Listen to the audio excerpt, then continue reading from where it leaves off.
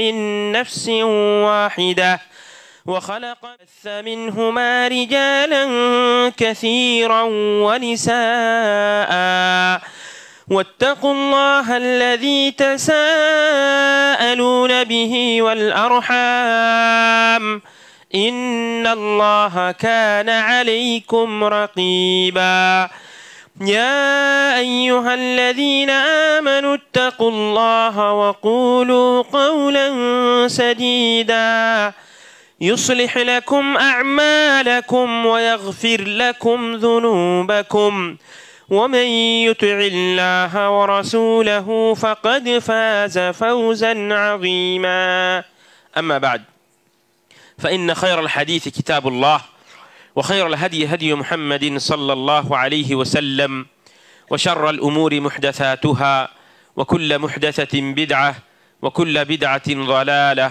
وكل ضلالة في النار أما بعد فقد أرشد الباري في محكم تنزيله ومن أحسن قولا ممن دعا إلى الله وعمل صالحا وقال إنني من المسلمين رب اشرح لي صدري ويسر لي أمري واحلل عقدة من لساني يفقه قولي رب زدني علما اللهم علمنا ما ينفعنا وزدنا علما আজকে সভার সম্মানীয় সঞ্চালক মহাশয়, আমার সামনে বসে থাকা অত্র এলাকার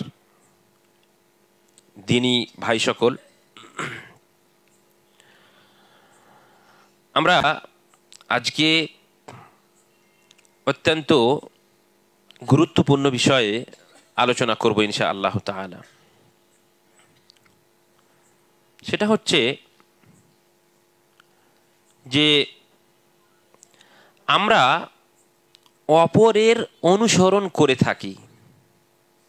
আমরা মুসলিমেরা অপরের অনুসরণ করে থাকি, যার জন্য আমরা দিন থেকে অনেকটাই দূরে সরে গিয়েছি।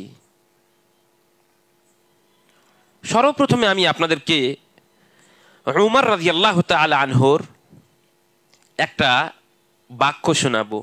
উমর রাদিয়াল্লাহু তাআলা আনহু উনি বলছেন যে নাহনু কওমুন আ'আজ্জানাল্লাহু বিল ইসলাম ফাইযা ইবতাগাইনাল ইজ্জাতা ফি গায়রিহি আযাল্লানাল্লাহ। ভালো করে শুনেন, খুবই স্পষ্ট কথা, ওই জন্য আমি সর্বপ্রথমে উনার কথাটাই বললাম। উনি বলছেন নাহনু কওমুন আ'আজ্জানাল্লাহু বিল ইসলাম, আমরা এমন একটা সম্প্রদায়, এমন একটা জাতি যাকে আল্লাহ রাব্বুল আলামিন ইসলামের মাধ্যমে সম্মান প্রদান করেছেন। ইসলামের জন্যই আমাদের সম্মান। ইসলাম যদি না আসতো, আমরা যদি মুসলিম না হতাম, তাহলে কিন্তু আমাদের সম্মান হতো না। এবং বলছেন ফাইযা ইবতাগাইনাল ইজ্জাতা ফি গায়রিহি আযাল্লানাল্লাহ, আমরা যদি ইসলামকে বাদ দিয়ে অন্য কোনো ধর্মে, ইসলামকে বাদ দিয়ে অন্য কোনো বিষয়ে, অন্য কোনো জিনিসে যদি আমরা আমাদের সম্মানকে খুঁজতে যাই, ইসলামকে বাদ দিয়ে দিলাম, মনে হচ্ছে যে ইসলামের এই বিষয়টা হয়তো আমার জন্য ভালো নয়। আপনাকে মনে হচ্ছে যে ইসলাম এই আদেশটা আমাকে করেছে, তো মনে হচ্ছে যে এটা আমার জন্য ভালো নয়। এই কথা যদি আপনার হৃদয়ের ভিতরে আসে, তবে উনি বলছেন যে আযাল্লানাল্লাহ, আল্লাহ রাব্বুল আলামিন আমাদেরকে অপমান এবং অপদস্থ করে দেবেন। আমরা যদি ইসলামকে বাদ দিয়ে অন্য কোনো ধর্মে, অন্য কোনো জাতিতে বিশ্বাস করি, তবে বা অন্য কোনো জাতির কোনো বিষয়কে যদি আমরা ভালো মনে করি ইসলামের কোনো বিষয় থেকে, তাহলে আল্লাহ রাব্বুল আলামিন আমাদেরকে যলিল ও রুসওয়া করে দেবেন, অপমান অপদস্থ করে দিবেন। এই কথা উমর রাদিয়াল্লাহু তাআলা আনহু বলছেন। আল্লাহ রাব্বুল আলামিন কি বলেছেন? ইন্নাদ দীন ইনদাল্লাহিল ইসলাম, আল্লাহ রাব্বুল আলামিনের কাছে গ্রহণযোগ্য ধর্ম শুধুমাত্র ইসলাম। ইসলাম ছাড়া অন্য কোনো ধর্ম আল্লাহর কাছে গ্রহণযোগ্য মোটেই নয়। আল্লাহ বলছেন ومن يبتغي غير الإسلام دينا فلن يقبل منه, যদি কোনো মানুষ ইসলাম ছাড়া অন্য কোনো ধর্মকে পালন করতে চায়, আল্লাহ রাব্বুল আলামিনের কাছে সেই ধর্ম গ্রহণযোগ্য কখনোই হবে না। আল্লাহ রাব্বুল আলামিন কোরআনের মধ্যে একাধিক জায়গাতে বলেছেন, ওয়ামা কানা লিমুমিনিন ওয়ালা মুমিনাতিন ইযা কাদাল্লাহু ওয়া রাসূলুহু আমরান আন ইয়াকুনা লাহুমুল খিয়ারাতু মিন আমরিহিম। কোরআনে আল্লাহ বলছেন যে আল্লাহ রাব্বুল আলামিন মুমিনের জন্য যখন কোনো সিদ্ধান্ত নিয়ে নেন, তারপরে সেই সিদ্ধান্ত ছাড়া অন্য কোনো সিদ্ধান্তকে গ্রহণ করা কখনো যাবে না। তেমনি ভাবে আল্লাহ রাব্বুল আলামিন কোরআনের মধ্যে বলছেন, আফা হুকমাল জাহিলিয়াতি ইয়াবগুন, এরা কি জাহিলিয়াতের যুগের হুকুমকে চাইছে? আবার জামানায় জাহিলিয়াত, জাহিলি যুগ পার হয়ে গেছে, আবার নতুন করে এরা জাহিলি যুগকে কি চাইছে? যদি চাই তবে উমর রাদিয়াল্লাহু তাআলা আনহু কি বলছেন, আল্লাহ তাআলা আমাদেরকে অপমান অপদস্থ করে ফেলবেন। এবার আসুন আমরা জানি যে আমরা মুসলমানেরা কিভাবে অপরের পায়ে পায়ে মিলিয়ে আমরা চলি। নবী সাল্লাল্লাহু আলাইহি সাল্লাম হাদিসের মধ্যে বলেছেন, লা তাত্তাবিউন্না সানানা মান কানা ক্বাবলাকুম হাত্তা আল কুযযাতি বিল কুযযাহ হাত্তা লাউ দাখালু জুহরা যাব্বিন লা দাখালতুমুহা। মানে নবী সাল্লাল্লাহু আলাইহি সাল্লাম বলছেন যে তোমরা তোমাদের পূর্বে যে সমস্ত জাতি ছিল তাদের পদে পদে অনুসরণ করবে, পদে পদে তোমরা অনুসরণ করবে। এমনকি তারা যদি গুহি সাপের ওই গর্তে ঢুকে থাকে তাহলে তোমরাও সেই গর্তের ভিতরে ঢুকবে। মানে কি? মানে অন্য জাতির অনুসরণ করে সেই জাতিরা যেমন ভাবে জাহান্নামে যাবে, তেমন ভাবে তোমরাও নিজের রাস্তা জাহান্নামের রাস্তাকে তোমরা করে নিবে। এই কথা রাসূলুল্লাহ সাল্লাল্লাহু আলাইহি ওয়াসাল্লাম বলেছেন। এবার আসুন আমরা দেখি যে নবী সাল্লাল্লাহু আলাইহি ওয়াসাল্লামের যুগে মানে এই বিষয়টা যেটা আমরা অপরের যে অনুসরণ করে থাকি তার অনেকগুলো বিভাগ আছে বা ভাগ আছে, প্রকার আছে। তার মধ্যে একটা হচ্ছে আকাদি, মানে আমাদের আকীদা, আমাদের তাওহীদের সঙ্গে সম্পর্ক। যেমন উদাহরণ দিচ্ছি আপনারাকে, এখন আমরা যেহেতু যে দেশে বসবাস করছি এই দেশে অমুসলিমেরাও বসবাস করছে, অমুসলিমদের সঙ্গে আমরা বসবাস করছি। তো অনেক সময় দেখবেন যে অমুসলিমেরা আপনাকে নমস্কার বলে না? তো আপনিও তখন কি করেন, অনেক সময় অজানাতে নমস্কার বলে থাকেন আপনিও। অথবা আপনি হয়তো কোনো বড় অমুসলিম বড় ব্যক্তিত্বের কাছে গেলেন, কোনো অফিসে গেলেন, কোনো আদালতে গেলেন, সেখানে আপনি দেখতে পাচ্ছেন যে অমুসলিম একটা বড় অফিসার বসে আছে। সেখানে আপনি সঙ্গে সঙ্গে নমস্কার বলে ঢোকার চেষ্টা করলেন। আপনি কি জানতে পারলেন যে এর মাধ্যমে আপনি আপনার তাওহীদের, আপনার আকীদার কত বড় ক্ষতি করলেন? আপনি কি জানতে পারলেন? দেখেন, সাজদা, এই সাজদা মাথা নত করা, এটা হচ্ছে মূল ইবাদত, গুরুত্বপূর্ণ ইবাদত। এই মাথা নত করা পৃথিবীর কোনো মানুষের কাছে, কোনো পীরের কাছে, কোনো মুর্শিদের কাছে, কোনো ওয়ালির কাছে, কাউরি কাছে কি মাথা নত করা যাবে? কাউরি কাছে মাথা নত করা যাবে না। কিন্তু আপনি নমস্কার বললেন, এর মানে কি? এর মানে হচ্ছে যে আমি আপনার সামনে আমার মাথাকে নত করছি, এটা বললেন। তাতে ভুল কাজ করলেন তো আপনি। তো এই যে আকাদি ভুলগুলো আছে, এই ভুলগুলো আমরা অনেক সময় করে থাকি। তেমনি ভাবে আপনারা দেখবেন, নাউযুবিল্লাহ মিন যালিক, আল্লাহ তাআলা আমাদেরকে বাঁচিয়ে রাখুন। অনেক সময় হয় কি, আপনাকে আল্লাহ তাআলা সম্মান প্রদান করেছেন, সমাজের বুকে আপনি একজন মূল্যবান ব্যক্তি। এবার অনেক সময় হয় যে অমুসলিমদের যে সমস্ত অনুষ্ঠান হয় সেই অনুষ্ঠানে আপনাকে আমন্ত্রণ করা হয়েছে, আপনি যাচ্ছেন, সেখানে বুথ আছে, সেখানে অনেক সময় ওই ফিতা কেটে আর অনেক সময় দেখবেন যে মোমবাতি জ্বালিয়ে ওই উদ্বোধন করা হয়। এগুলো দেখেছেন কি দেখেননি আপনারা? তো অনেক সময় আপনারা হয়তো ইউটিউবে দেখে হবেন, ভিডিওতে দেখে হবেন যে কিছু উলামায়ে কেরামেরা পর্যন্ত টাকার জন্য শুধুমাত্র তার ঈমানকে বিক্রি করে এই মন্দিরের ওখানে গিয়ে ফিতা কাটছে। তাহলে বলেন তো এইভাবে কি তার ঈমান কি সুস্থ বা সঠিক থাকতে পারে? কোনো মতেই সম্ভব নয়। এটাকেই তো লাত আর উজ্জার কথা বলা হয়েছে। সুতরাং আল্লাহ রাব্বুল আলামিন বলছেন, আফারাইতুমুল লাত ওয়াল উজ্জা ওয়া মানাতাস সালিসাতাল উখরা আলাকুমুয যাকারু ওয়া লাহুল উনসা তিলকা ইযান কিসমাতুন যিজা। এগুলো কি আল্লাহ তাআলা বলেছেন। লাত উজ্জা এদের যেমন ভাবে তারা অনুসরণ করেছিল, আমাদের মুসলিমদের মধ্যে কিছু মানুষ আছে যারা অমুসলিমদের সম্পূর্ণভাবে কৃষ্টি কালচারকে নিজের জীবনে বাস্তবায়ন করার চেষ্টা করছে। আপনাকে আমি আমাদের দেশেরই একটা রাজ্যের কথা বলছি। আপনারা কেরালা গেছেন, কেউ কেরালাতে অবশ্যই কাজ করতে গেছেন। আপনারা দেখে হবেন যে কেরালার মানুষেরা, ভালো করে কথাটা শুনেন, কেরালাতে মুসলিমেরা সচ্ছল কি সচ্ছল নয়?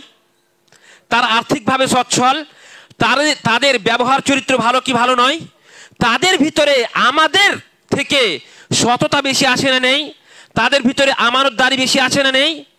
সৌদি আরবের বুকে যদি আপনারা যান তবে দেখতে পাবেন যে ভারতবর্ষের মানুষকে, মুসলিমদেরকে অন্যান্য দেশের মুসলিম থেকে তারা বেশি ভালোবাসে। তার একমাত্র কারণ যে কেরালার একটাও কোনো বাড়ি এমন পাবেন না যে বাড়ির কোনো না কোনো মানুষ, মানে গালফ কান্ট্রিতে, সৌদি আরব হোক অথবা বাহরাইন হোক, কুয়েত হোক, কাতার হোক, কোনো জায়গাতে অবশ্যই অবশ্যই ওরা কাজ করছে এবং ওরা হচ্ছে আমানতদার। ওই জন্য তাদেরকে আপনারা দেখতে পাবেন যে তারা বড় বড় ওহদাতে তারা কাজ করে। মাশাআল্লাহ, সৌদি আরবের বুকে এটা আর কি তাদের খুব সম্মান। এবং কেরালার মাটিতে আপনারা অবশ্যই অবশ্যই দেখা হবেন যে ওখানে মুসলিম আর অমুসলিমদের মধ্যে আপনি পার্থক্য করতে পারবেন না। অমুসলিমকেও দেখে আপনার মনে হবে সে যেন মুসলিম, মানে সেও পাঞ্জাবি পায়জামা পরে আছে, দেখতে পাবেন পাঞ্জাবি লুঙ্গি পরে আছে, তার ওই মাথায় যে টিক লাগা থাকে সে মনে হবে না, দাড়িও যে ছেড়ে আছে তো মনে হবে যেন মুসলিম। তেমনই ভাবে এমনকি ওখানকার মহিলাদেরকে পর্যন্ত, অনেক মহিলাদেরকে আপনি দেখতে পাবেন অমুসলিম মহিলারা বোরকা পরছে, অনেক অমুসলিম মহিলারা বোরকা পরছে। আপনি আমাদের উত্তরপ্রদেশে মৌনাত ভঞ্জন বলে একটা জায়গা আছে, যেখানে অনেকগুলো মাদ্রাসা আছে, প্রতিষ্ঠান, দিনী প্রতিষ্ঠান অনেকগুলো আছে। বানারস থেকে প্রায় 2.5-3 ঘন্টার রাস্তা, মৌনাত ভঞ্জন ইউপি। তো ওখানে যদি আপনি যান সেখানেও দেখতে পাবেন যে ওখানকার মহিলারা, অমুসলিম মহিলারা পর্যন্ত তারা বোরকা পরে বাড়ি থেকে বের হয়। তো আমরা যে এলাকাতে বসবাস করছি সেই এলাকাতে দুর্ভাগ্যের বিষয় যে আমরা অমুসলিমদের কালচারকে, অমুসলিমদের পোশাককে, অমুসলিমদের চলাফেরাকে, অমুসলিমদের সমস্ত জীবনীকে আমরা নিজের জীবনে বাস্তবায়ন করছি।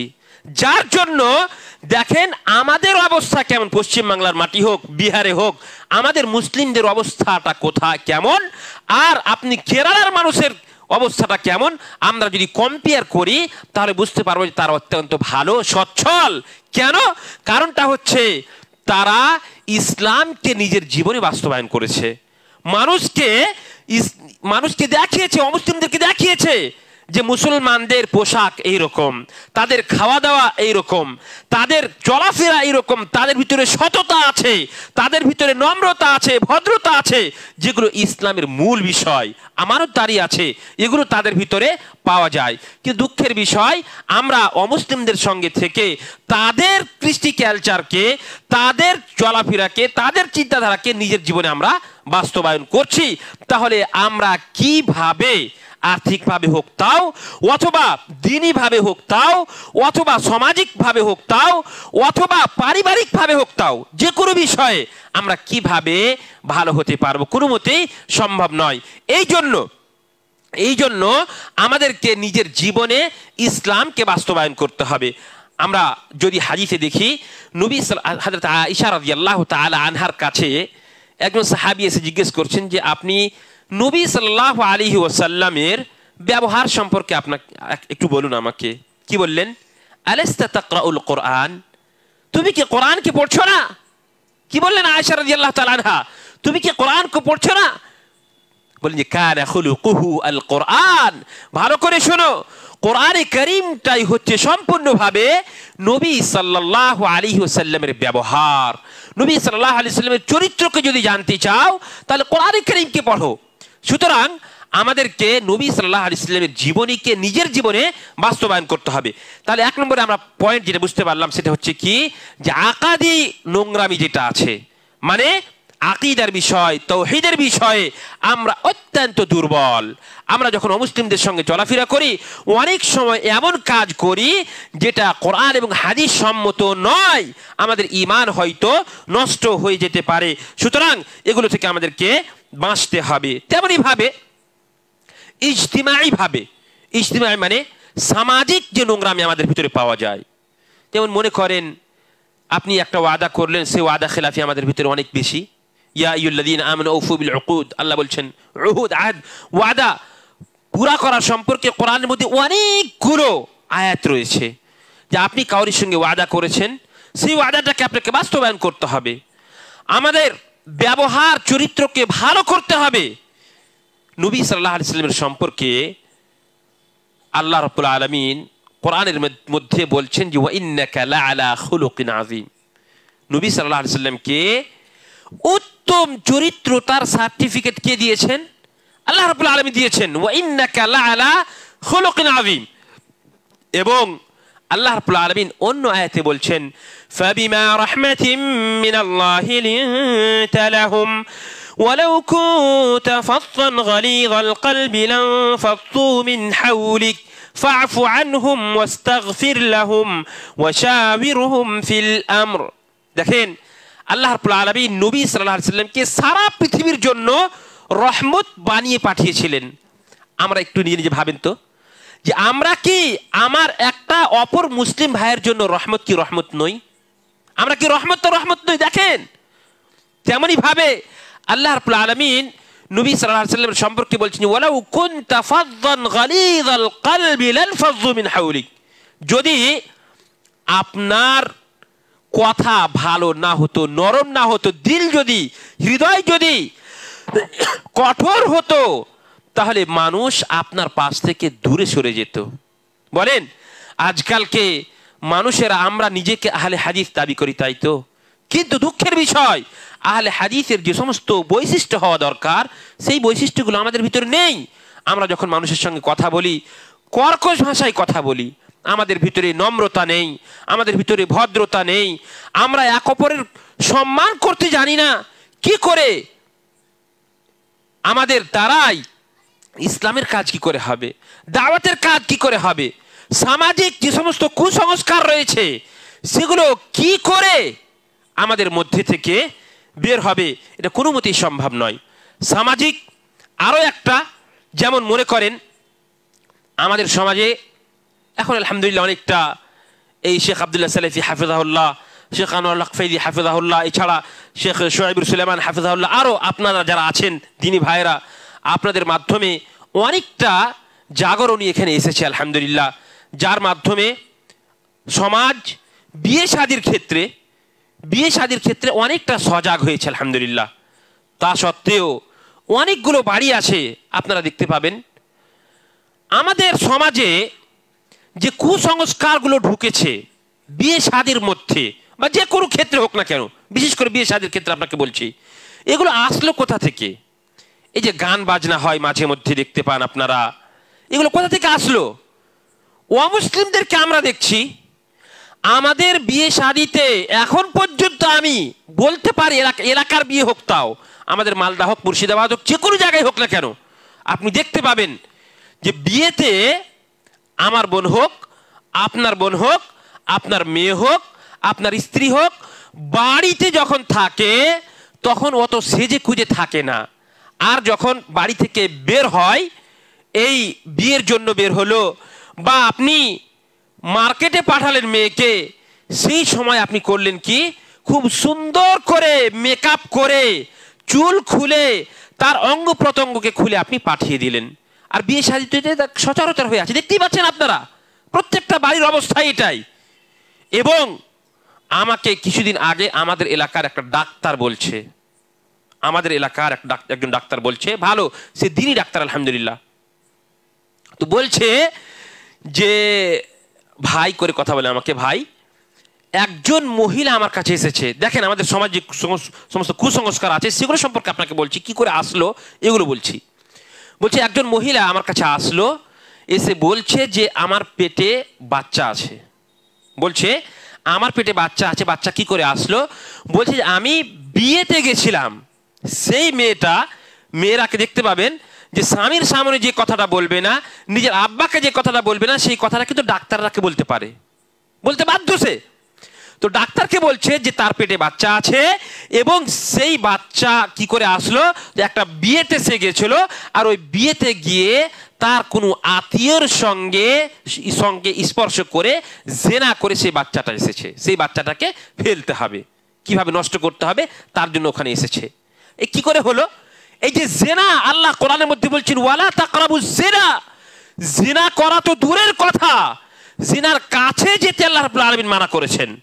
জিনার কাছে কিভাবে? বিয়ে শাদীর মাধ্যমে যে সমস্ত বেপর্দা আর বেহায়াই আমাদের সমাজে প্রচলিত আছে, এগুলোর মাধ্যমে আমরা আমাদের বোনদেরকে, আমাদের মেয়েদেরকে জিনার কাছে পৌঁছে দিচ্ছি, পাঠিয়ে দিচ্ছি। আমরা দায়ীকে, দায়ী হচ্ছে আমরাই। ভালো করে শুনেন, এগুলো আসলো কি করে? এগুলো আসছে, আপনি মাঝে মধ্যে অমুসলিমদের বিয়েকে দেখতে পাচ্ছেন যে তারা কিভাবে নাচ গান করছে, তারা কিভাবে বেপর্দা হয়ে যাচ্ছে। আপনি আপনার মেয়েকে, আপনার বোনকে সেই সমস্ত জায়গাতে ঘুরতে নিয়ে যাচ্ছেন, দেখাচ্ছেন, আর তারও ইচ্ছা হচ্ছে যে সে তাকে আল্লাহ রাব্বুল আলামিন যে সৌন্দর্য প্রদান করেছেন সেই সৌন্দর্য অপরকে দেখাবে। তো অমুসলিমদের কৃষ্টি কালচার আপনার ভিতরে, আমার ভিতরে প্রত্যেকটা রগে রগে ঢুকে গেছে, যার জন্য আমাদের সমাজ অত্যন্ত পদতলিত এবং অত্যন্ত লাঞ্ছিত এবং অপমানিত সমাজ হয়ে পড়েছে। যেই সমাজকে আল্লাহ রাব্বুল আলামিন সর্বের সেরা করে তৈরি করেছিলেন এবং পাঠিয়েছিলেন এই জাতিকে, যে এরা নিজের জীবনে কোরআনকে বাস্তবায়ন করবে, এরা ভালো হবে, হাদিসকে বাস্তবায়ন করবে, নবী সাল্লাল্লাহু আলাইহি ওয়াসাল্লামের জীবনীকে নিজের জীবনে বাস্তবায়ন করবে, এই সমাজ কোরআন এবং হাদিস থেকে অনেক দূরে সরে গেছে। আর একটা কথা শুনেন, যখনই কোনো জায়গাতে একটা, মনে করেন এই গ্লাসটা আছে, এই গ্লাসের ভিতরে যদি আপনি পানি ঢুকিয়ে দেন, পানি দেওয়ার পরে আপনি যদি বলেন যে আরো এক ফোঁটা পানি দিব, তো এখান থেকে এর ভিতরে যে পানিটা আছে সেই পানিটা পড়বে কি পড়বে না বাইরে? অবশ্যই পড়ে যাবে। তো শুনেন, সুন্নাত, ইসলামটা হচ্ছে পরিপূর্ণ, সুন্নাতটা হচ্ছে পরিপূর্ণ সম্পূর্ণভাবে। আর আপনি যদি এর ভিতরে এক চুল পরিমাণ মনে করেন যে কোনো কিছু ঢুকাবো, তাহলে সেটা বিদআত হবে, আর এই বিদআত হবে, আর এখান থেকে সুন্নাতটা এখান থেকে সরে যাবে। তো আমাদের সমাজে যখনই কোনো একটা সুন্নাত এখান থেকে বিদায় নিবে, একটা সুন্নাত যখন বিদায় নিবে, তো সেখানে অটোমেটিক একটা বিদআত আসবেই, আসবেতে কোনো সন্দেহ নেই। অমুসলিমদের কৃষ্টি কালচারের মধ্যে যেমন এই নিউ ইয়ার আসছে, নতুন বছর আসছে 1 জানুয়ারি, তেমনই ভাবে বাংলাতে 1 বৈশাখ আপনারা দেখেছেন, অনেকগুলো কোম্পানি 1 বৈশাখে তারা খুশি মানায়, তারা মিষ্টি মিষ্টানোর আলাদা করে ব্যবস্থাপনা করে। অনেকগুলো কোম্পানি আবার আছে যারা দুয়ার, বিশেষ করে ইজতিমায় সম্মিলিত দুয়া, মানে কিছু খাবে, কোরআন তিলাওয়াত করবে, আর এই সম্মিলিত দুয়া মোনাজাত করবে, এগুলোও আছে। সেটা 1 বৈশাখে হয়, আবার এই 1 জানুয়ারিতে হয়। এগুলো আসলো কোথা থেকে? 1 জানুয়ারি অথবা 1 আপনার বৈশাখ, এগুলো তো ইসলামের মধ্যে কোনো কিছু আছে? কোনো কিছুই নেই এগুলো। কিন্তু অমুসলিমেরা যেহেতু এই দিনগুলোতে আনন্দ ভোগ করে, এই দিনগুলোতে খুশি পালন করে, তার জন্য আমরাও তাদের পায়ে পা মিলিয়ে, তাদের কাঁধে কাঁধ মিলিয়ে তারা যেভাবে খুশি পালন করে, আনন্দ ভোগ করে, আমরা মনে করি যে আমরা কেন এই আনন্দ ভোগ করব না, বা আনন্দ পালন করব না, আনন্দিত হব না, এই মনে করি আমরা। আর আমরাও তাদের সঙ্গে এই বিদআত এবং খুরাফাত, অনেক সময় শিরক পর্যন্ত এ সমস্ত কাজ পৌঁছে যায়, আর আমরা আনন্দ ফুর্তি করে থাকি। অথচ ইসলামের মধ্যে কটা খুশির দিন আছে? 2টো দিন আছে। দুটো ছাড়া তৃতীয় কিন্তু খুশির দিন আর নেই। মুসলিমদের প্রত্যেকটা দিন খুশির দিন। প্রত্যেক জুমাকে সৈয়দুল আইয়াম বলা হয়েছে, খুশির দিন। কিন্তু বিশেষ করে আমরা সামাজিকভাবে, বিশেষ করে আমরা পারিবারিকভাবে এক অপরকে ক্ষমা করব, এক অপরকে ভালোবাসবো, এক অপরকে হাদিয়া দিব, এক অপরের সম্মান করব, এক অপরকে ক্ষমা করব। এর জন্য মাত্র দুটা দিন আছে, সেটা হচ্ছে ঈদুল আযহা এবং ঈদুল ফিতর। কিন্তু দুঃখের বিষয়, আমাদের সমাজে অমুসলিমদের যে কৃষ্টি কালচার রয়েছে, অমুসলিমদেরকে দেখে আমরা তাদের সঙ্গে পায়ে পা মিলিয়ে চলার চেষ্টা করছি। সুতরাং এ সমস্ত কাজ থেকে বা এই সমস্ত বিদআত থেকে আমাদেরকে দূরে সরার চেষ্টা করতে হবে। তেমনই ভাবে আমাদের সমাজে এই যে সুদি কারবার যেটা আছে, মনে করেন মালি অথবা সুদি কারবার, এটা হচ্ছে একটা বিশাল বড়, ভালো করে শুনেন ভাইরা আমার, এটা হচ্ছে অত্যন্ত গুরুত্বপূর্ণ বিষয়। সুদ সম্পর্কে আপনারা অবশ্যই অবগত। এবং এমন একটা সময় চলে এসেছে যেই সময়ে আমরা সকলেই এই নোংরা কাজের সঙ্গে মোটামুটি ভাবে জড়িত। একটাও মানুষ এরকম তো নেই যার ব্যাংকে খাতা নেই, এরকম কেউ আছে? সবারই খাতা আছে, ব্যাংকে তো সুদি লেনদেন হয়। তো এগুলো কি থেকে আসলো? এগুলো সব অমুসলিমদের কাছ থেকে আমাদের কাছে চলে এসেছে। দেখেন, ফাআযানু বিহারবিম মিনাল্লাহি ওয়া রাসূলিহি, সুদটা এমন একটা ভয়াবহ বিষয়, সুদি কারবারটা, যে আল্লাহ রাব্বুল আলামিন বলছেন যে ব্যক্তি সুদের ভয়াবহতা জানার পরেও যদি কেউ না থামে, তাহলে তাকে বলে দাও সে যেন আল্লাহ রাসূলের সঙ্গে যুদ্ধ করার জন্য প্রস্তুত হয়ে যায়। আপনি কি পারবেন? কোন গুনাহ সম্পর্কে আল্লাহ রাব্বুল আলামিন এইভাবে বলেননি যে আল্লাহ রাসূলের সঙ্গে যুদ্ধের এলান করে দাও, এই কথা কোনো বিষয় সম্পর্কে বলেননি। কিন্তু এই সুদের সম্পর্কে আল্লাহ রাব্বুল আলামিন এইভাবে বলেছেন। আর আমরা সকলেই সুদের সঙ্গে জড়িত। সুদের সব থেকে ছোট গুনাহ হচ্ছে কি, যে নিজের মায়ের সঙ্গে জিনা করার মতো গুনাহ। নাউযু বিল্লাহি মিন যালিক। কত বড় ভয়াবহতা সুদের। এবং একটা কথা শুনেন, আরবি কবি বলছেন যে তারজুন নাজাতা ওয়া লাম তাসলুক মাসালিকাহা ফাইন্না সাফিনাতা লান তাজরি আলাল ইয়াবাসি। তারজুন নাজাতা ওয়া লাম তাসলুক মাসালিকাহা।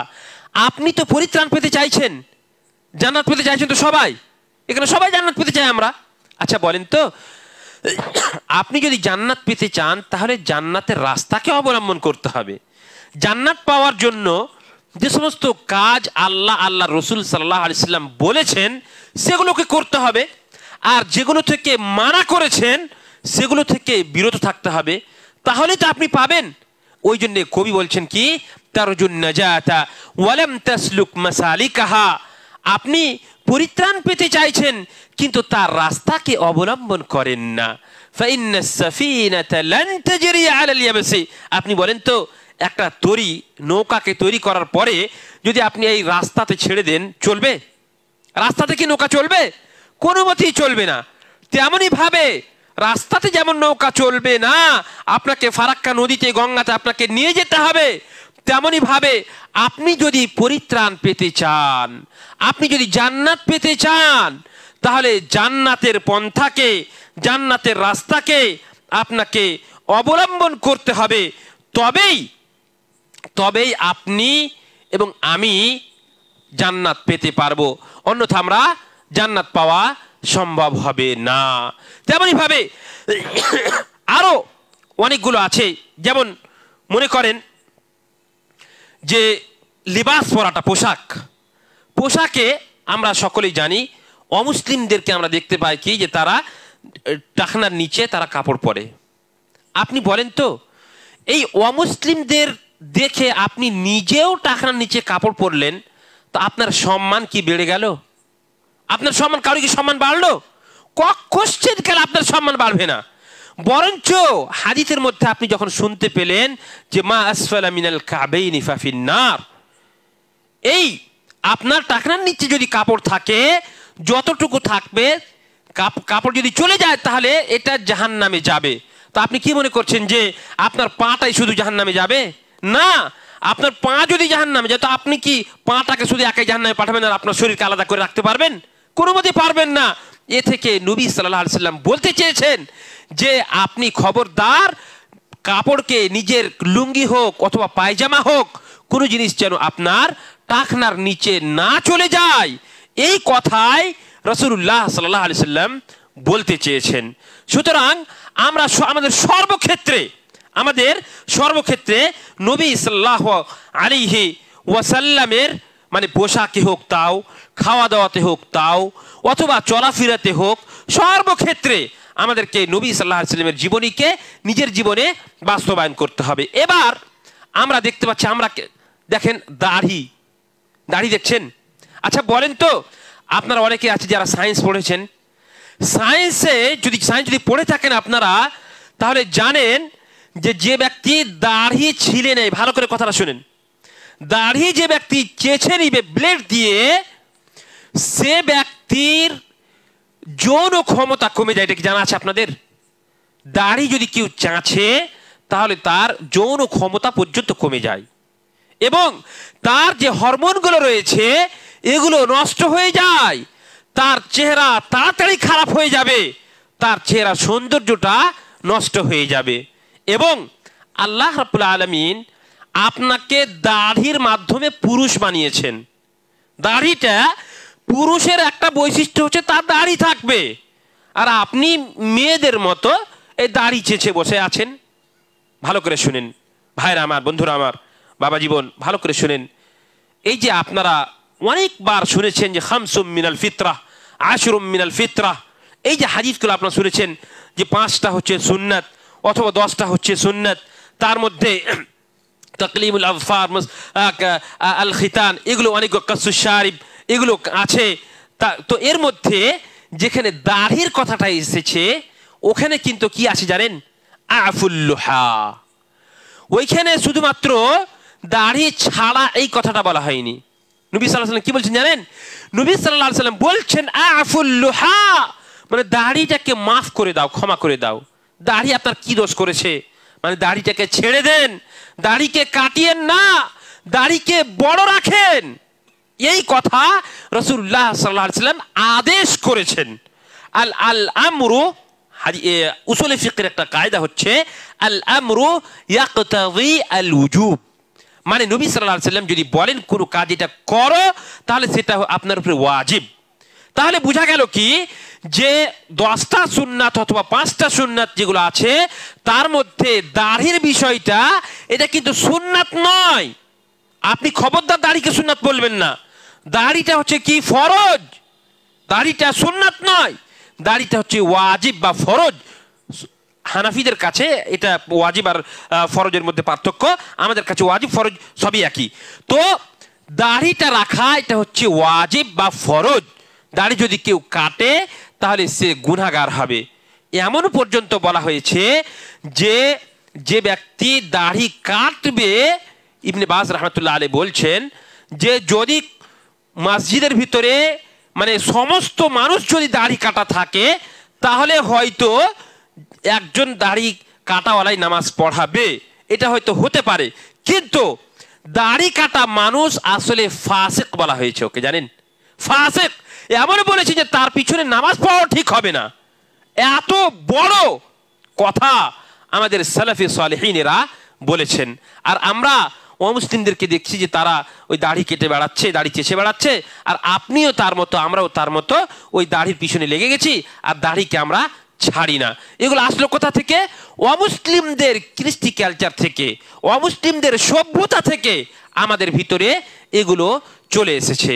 অনেকগুলো বিদআত এবং খুরাফাতকে যদি আমরা দেখতে পাই, সেগুলো যেমন মনে করেন যে আমাদের ভিতরে বিদআতের মধ্যে দেখতে পাবেন যে কোনো মানুষ যদি মরে যায়, হানাফিদের মধ্যে দেখতে পাচ্ছেন চালিসা করে, চেহারম করে, আরো অনেক যেগুলো বিদআত আপনারা দেখতে পাচ্ছেন।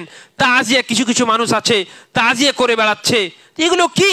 এগুলো সব হচ্ছে বিদআত যেগুলো আমাদের এই মুসলিমদের ভিতরে চলে এসেছে।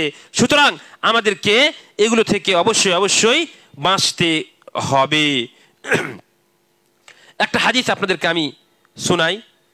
নবী সাল্লাল্লাহু আলাইহি ওয়াসাল্লামের ইত্তেবা করা সর্বক্ষেত্রে আমাদের জীবনে এটা হচ্ছে ওয়াজিব। সুনান নাসাইর মধ্যে একটা হাদিস এসেছে, নবী সাল্লাল্লাহু আলাইহি ওয়াসাল্লামের হাদিস, আন্নাহু রাআ ফি ইয়াদি উমর ইবনে খাত্তাব রাদিয়াল্লাহু তাআলা আনহু ওয়ারাকাতাম মিনাত তাওরাহ। তাওরাতের একটা বই। দেখেন, আমরা যখন পড়াশোনা করি তো কোরআন তো পড়ি আলহামদুলিল্লাহ, কিন্তু কোরআনকে বুঝে পড়ি না আমরা। কিন্তু বেশিরভাগ মানুষেরা কোরআনকে আমরা বুঝে পড়ি না, যার জন্য হয় কি যে কোরআনের মধ্যে আমরা নামাজের মধ্যে কি বলছি, কোরআন আমাদেরকে কি বলতে চাইছে আল্লাহ রাব্বুল আলামিনের সঙ্গে, আমরা যখন নামাজ পড়ি তো আমরা আল্লাহ রাব্বুল আলামিনের সঙ্গে কথা বলি। নামাজের সময় আমরা আল্লাহ রাব্বুল আলামিনের সঙ্গে কথা বলি, কিন্তু আমি নামাজের মাধ্যমে যে সমস্ত দোয়া করছি এগুলো আমি নিজেই জানি যে কি চাইলাম আল্লাহর কাছে, আমরা জানি না। তো বলেন ইন্না সলাতা তানহা আনিল ফাহশাই ওয়াল মুনকার, আল্লাহ তাআলা যে বলেছেন যে নামাজ যে ব্যক্তি পড়বে সেই নামাজ তাকে, সালাত তাকে মুনকার কাজ থেকে, নোংরা কাজ থেকে, হারাম থেকে, মাআসি থেকে বিরত রাখবে। আপনি পড়ছেন ইয়াকা না'বুদু ওয়া ইয়াকা নাস্তাঈন, হে আল্লাহ আমি তোমারই ইবাদত করি, তোমারই কাছে সহযোগিতা চাই। আমরা বলছি নামাজের ভিতরে ইহদিনাস সিরাতাল মুস্তাকিম, সরল সঠিক পথ আল্লাহ তুমি আমাকে দেখাও। একটু আপনি ভাবুন যে আপনি যদি আলহামদুলিল্লাহ রাব্বিল আলামিন যখন বলছেন সেই সময় যদি আপনার ভিতরে থাকে মানে আলহামদুলিল্লাহ রাব্বিল আলামিনের মানে হচ্ছে এটা, তাহলে আমাদেরকে কত ভালো লাগবে, আল্লাহর ইবাদত করতে আরো বেশি ভালো লাগবে অবশ্যই। কিন্তু দুঃখের বিষয় আমরা এগুলোকে জানি না এবং বুঝে পড়ার চেষ্টা করি না। আমি ওইদিকে যাচ্ছি না এখন। আমাদেরকে নামাজের যে সমস্ত বিশেষ করে সূরাগুলো আছে, দোয়াগুলো আছে, অবশ্যই অবশ্যই আমাদেরকে এগুলো মানা, মিনিং, মাফহুম, আমরা কি চাইছি আল্লাহর কাছে এগুলো জেনে নেওয়া দরকার। তাহলে আরো বেশি আপনার নামাজের ভিতরে খুশু আসবে, আল্লাহ রাব্বুল আলামিনের কাছে আরো বেশি আপনি হতে পারবেন ইনশাআল্লাহ তাআলা। তো যেটা বলছিলাম যে আল্লাহ রাব্বুল আলামিন আমাদেরকে অপরের সভ্যতা থেকে বাঁচার কথা বলেছেন, এমনকি অন্যদের বই আপনি পড়বেন এই কথাও আমাদেরকে মানা করেছেন।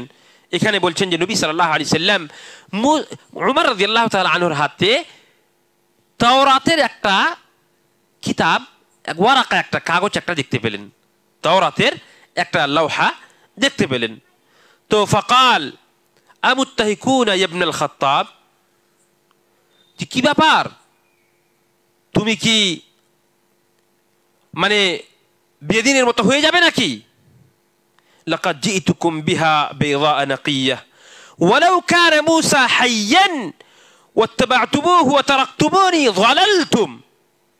যে শোনো, তুমি কোরআন আসার পরে, কোরআন আমাদের কাছে চলে এসেছে, তারপরেও তুমি যদি এই তাওরাতকে পড়ো আর ওখানে যদি তুমি তোমার সফলতাকে খুঁজো, ভালো করে শোনো, মূসা আলাইহিস সালাতু ওয়াস সালাম, ভালো করে শোনো, আমি তোমাদের সামনে অত্যন্ত স্পষ্ট বই নিয়ে এসেছি, সেটা হচ্ছে কোরআন, স্পষ্ট ধর্ম নিয়ে এসেছি, সেটা হচ্ছে ইসলাম। আর ভালো করে শোনো, লাউ কানা মূসা হাইয়ান, মূসা আলাইহিস সালাতু ওয়াস সালাম যদি জীবিত হতেন, ওয়াত্তাবা'তুমুহু, এবং তোমরা যদি মূসা আলাইহিস সালাতু ওয়াস সালামের অনুসরণ করতে, মানে নবী সাল্লাল্লাহু আলাইহি সাল্লাম শেষ নবী, আর তারপরে মূসা আলাইহিস সালাতু ওয়াস সালাম এখন যদি জীবিত থাকতেন আর নবী সাল্লাল্লাহু আলাইহি সাল্লামকে ছেড়ে দিয়ে তোমরা যদি মূসা আলাইহিস সালাতু ওয়াস সালামের অনুসরণ করতে, লা যালালতু ওয়া তারাকতুমুনি, এবং আমাকে তোমরা ছেড়ে দিতে, যালালতুম, তাহলে তোমরা পথভ্রষ্ট হয়ে যাবে। এইভাবে নবী সাল্লাল্লাহু আলাইহি সাল্লাম উমর রাদিয়াল্লাহু তাআলা আনহুকে বললেন। এবং অন্য হাদিসে এসেছে নবী সাল্লাল্লাহু আলাইহি সাল্লাম অত্যন্ত রাগান্বিত হয়ে গেলেন আর নবী সাল্লাল্লাহু আলাইহি সাল্লামের চেহারা অত্যন্ত লাল হয়ে গেল, এইভাবে এসেছে। ওফি রিওয়ায়া, অন্য রিওয়ায়াতে এসেছে নবী সাল্লাল্লাহু আলাইহি সাল্লাম বললেন যে লাউ কানা মূসা হাইয়ান মা ওয়াসিআহু ইল্লা ইত্তিবাঈ, মূসা আলাইহিস সালাতু ওয়াস সালাম যদি জীবিত থাকতেন তাহলে তিনিও আমারই অনুসরণ করতেন, মূসা আলাইহিস সালাতু ওয়াস সালাম পর্যন্ত নবী সাল্লাল্লাহু আলাইহি সাল্লামের উম্মতি হয়ে থাকতেন। সঙ্গে সঙ্গে কি বললেন দেখেন, সব সময় সাহাবায়ে কেরামেরা চেষ্টা করতেন যে আল্লাহর রাসূল সাল্লাল্লাহু আলাইহি সাল্লাম যেন কোনো সময় রাগান্বিত না হয়ে যান, কাউরি মানে নবী সাল্লাল্লাহু আলাইহি সাল্লাম কাউরি কাছ থেকে কষ্ট পাবেন এই জিনিসটা কোনো মতেই কোনো সাহাবী চাইতেন না। সাথে সাথে উমর রাদিয়াল্লাহু তাআলা আনহু বললেন, রাদিতু বিল্লাহি রাব্বা, আমি আল্লাহকে রব মনে করে সন্তুষ্ট হয়ে গেলাম, ওয়াবিল ইসলামে দীনা, দিন ইসলাম কি থেকে আমি সন্তুষ্ট হলাম, দিনকে ইসলামকে দিন বলে গ্রহণ করলাম এবং ওয়াবি মুহাম্মাদিন সাল্লাল্লাহু আলাইহি ওয়াসাল্লাম নবিয়া, নবী সাল্লাল্লাহু আলাইহি ওয়াসাল্লামকে আমি মুহাম্মদ সাল্লাল্লাহু আলাইহি ওয়াসাল্লামকে আমি নবী বলে মেনে নিলাম। এই কথা উমর রাদিয়াল্লাহু তাআলা আনহুর সাথে সাথে বললেন। এ থেকে কি বোঝা গেল? যদি আমাদের মধ্যে যদি কোনো মানুষ অমুসলিমদের সভ্যতাকে যদি কোনোভাবে একটু নিয়ে থাকে, আর আপনার সামনে আজকে স্পষ্ট হয়ে গেল যে অমুসলিমদের যে সমস্ত সভ্যতা আছে, কৃষ্টি কালচার আছে, তাদের যে চলাফেরার পদ্ধতি রয়েছে, সেগুলো থেকে আমাকে দূরে থাকতে হবে। তাদের আকীদা থেকে, তাদের বিশ্বাস থেকে আমাদের আকীদাকে বাঁচাতে হবে। তাদের ভিতরে যে সমস্ত নোংরামি আছে সেগুলো থেকে আমাকে বাঁচতে হবে। লোকমান হাকিম, লোকমানকে ইমাম বুখারী রাহমাতুল্লাহ আলাইহি উনি নবীর মধ্যে গণনা করেছেন। তো লোকমান আলাইহিস সালাতু ওয়াস সালাম, ওনাকে জিজ্ঞেস করা হলো যে আপনি যে এত বড় হাকিম, তার নামে একটা সূরাও আছে, আপনারা জানেন তিনি তার ছেলেকে অনেকগুলো ওসিয়ত করেছিলেন, সেগুলো দিকে আমি যাচ্ছি না। কিন্তু লোকমান আলাইহিস সালাতু ওয়াস সালামকে জিজ্ঞেস করছেন যে এত বড় যে আপনি হাকিম হলেন, এত বড় জ্ঞানী মানুষ আপনি হলেন, কি করে হলেন? আপনার কাছে এই জ্ঞানটা কি করে আসলো? উনি কি উত্তর দিয়েছিলেন জানেন? উনি বলছেন যে আমি যখন কোনো বেওকুফ মানুষকে দেখতাম, কোনো পাগলকে দেখতাম, কোনো মুনকারকারীকে দেখতাম, কোনো গুনাহগারীকে দেখতাম, তো আমার দিল বলতো যে এই লোকটা ভুল কাজ করছে। একটা কথা ভালো করে শুনে রাখেন, আমরা সকলেই মুমিন মুসলমান, তাই তো? আমরা সকলেই মুমিন, সকলে জান্নাত পেতে চাই। ভালো করে শুনেন, আপনার ভিতরে যে দিলটা আছে, হৃদয়টা আছে, এটা হচ্ছে সব থেকে বড় মুফতি। সব থেকে বড় মুফতি হচ্ছে আপনার হৃদয়। কেন এই কথা বলছি আপনাকে? ইস্তাফতি কালবাক, হাদিসের মধ্যে এসেছে। আপনি যখনই কোনো কাজ করতে যাবেন, যখনই আপনি কোনো কাজ করতে যাবেন, আপনার হৃদয়কে জিজ্ঞেস করেন এই কাজটা করব কি করব না। আপনার যেহেতু মুমিন, আপনার যেহেতু মুসলমান, আপনাদের ভিতরে ঈমান আছে, সুতরাং যখনই আপনি কোনো গুনার কাজ করতে যাবেন, আপনার ঈমান, আপনার হৃদয়, আপনার দিল আপনাকে বাধা দিবে। এই সম্পর্কে রাসূলুল্লাহ সাল্লাল্লাহু আলাইহি ওয়াসাল্লাম বলেছেন, আল ইসমু মা হাকা ফি সাদরিকা ওয়া কারিহতা আন ইয়াত্তালি আলাইহিন নাস। প্রত্যেকটা মানুষের দিলের হৃদয় আল্লাহ তাআলা দিয়েছেন এবং হৃদয়ের ভিতরে এই বৈশিষ্ট্য দিয়ে সে ভালো মন্দকে ভালো মন্দের মধ্যে পার্থক্য করতে পারে, এই বৈশিষ্ট্য আল্লাহ তাআলা দিয়েছেন। আর গুনহার কাজ হচ্ছে কি, যে আপনার বিবেকে বাঁধবে। আপনি মুমিন, তো আপনি অমুসলিমদের সভ্যতাকে নিজের জীবনে যখন বাস্তবায়ন করতে যাবেন, আপনি কোনো জিনিসকে আপনি যখন করতে যাবেন, সঙ্গে সঙ্গে আপনি নমস্কার করতে যাবেন। আপনি সকালে এই কি বলছে যে এখন নিউ ইয়ার আসছে, এর যখনই আপনি যদি এটাকে পালন করতে চলে গেলেন, খুশি মানাতে চলে গেলেন অমুসলিমদের সাথে, আপনার বিবেকে বাঁধবে, আপনার বিবেকে বাঁধবে, আপনার হৃদয় বলবে যে না, খবরদার, এই কাজ করা চলবে না। আর যদি আপনি চলে যান, তাহলে কমপক্ষে আপনার ওয়াহাকা ফি আল ইসমা হাকা ফি সাদরিক ওয়া কারিহতা আন ইয়াত্তালি আলাইহিন নাস, আপনি অপছন্দ করবেন যে এই কাজটা করতে আমাকে কেউ দেখছে না তো, এই কাজটা করতে আমাকে দেখছে না তো। এই রকম কথা যখনই আপনার হৃদয়ের ভিতরে আসবে, তখনই আপনি বুঝতে পারবেন যে আপনি ভুল কাজ করছেন। সুতরাং আপনাকে সঙ্গে সঙ্গে সেই কাজটা থেকে বেঁচে যেতে হবে।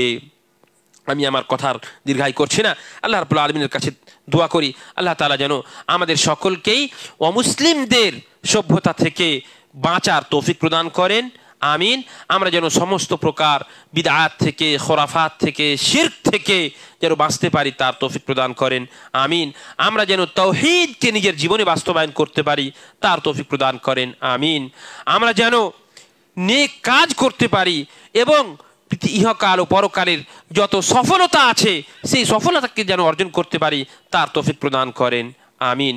আমরা যেন নবী সাল্লাল্লাহু আলাইহি ওয়াসাল্লামের জীবনীকে নিজের জীবনে বাস্তবায়ন করতে পারি, তার তৌফিক প্রদান করেন। আমিন। আমরা যেন আমাদের মা ও বোনদেরকে, আমাদের মেয়েদেরকে পর্দানাশী বানাতে পারি, তার তৌফিক প্রদান করেন। আমিন। আমরা যেন ইসলামী শিক্ষায় সুশিক্ষিত হতে পারি, তার সাথে সাথে জেনারেল শিক্ষাকেও যেন আমরা আগে বাড়তে পারি, তার আল্লাহ তাআলা তৌফিক প্রদান করেন। আমিন। আমরা যেন সকলেই যেন জান্নাত পেতে পারি, তার আল্লাহ তাআলা তৌফিক প্রদান করেন। আমিন। ওয়া আখিরু দাওয়ানা আনিল হামদুলিল্লাহি রাব্বিল আলামিন ওয়া সাল্লাল্লাহু আলা নাবিয়্যিনা মুহাম্মদ ওয়াসসালামু আলাইকুম ওয়া রাহমাতুল্লাহি ওয়া বারাকাতুহু।